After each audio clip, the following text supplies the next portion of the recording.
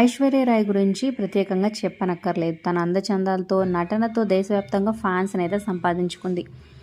అలాగే తన career peak స్టేజ్లో ఉన్నప్పుడే అమితాబ్ బచ్చన్ కుమారుడు అభిషేక్ బచ్చన్ని పెళ్లి చేసుకుంది. సో వీళ్ళు ఇప్పుడు విడాకులు తీసుకోబోతున్నారా అనే రూమర్స్ అయితే చెక్కలు కొడుతూ ఉందన్నమాట. అలాగే రీసెంట్గా అమితాబ్ బచ్చన్ తన కోడలు ఐశ్వర్య ఇన్స్టాగ్రామ్ను అన్ఫాలో చేయడం, అలాగే ఇంటి నుంచి బయటికి వెళ్ళి విడిగా జీవిస్తుందని రూమర్స్ రావడం, అలాగే కూతురు ఆరాధ్య స్కూల్ యాన్యువల్ డే ఫంక్షన్కి ఐశ్వర్య రాయ్ అలాగే అభిషేక్ బచ్చన్ విడివిడిగా వేర్వేరు కారులో రావడం, సో అందరికీ ఈ పుకార్లకి ఇంకా ఊపందించిందనే చెప్పొచ్చు. సో అమితాబ్ బచ్చన్ మనవుడు అగస్త్యన్ streaming film the Archies premiere show నుంచి ఈ పుకార్లు అయితే స్టార్ట్ అయ్యాయన్నమాట. సో మరి అఫీషియల్గా అయితే తెలియాల్సి ఉంది.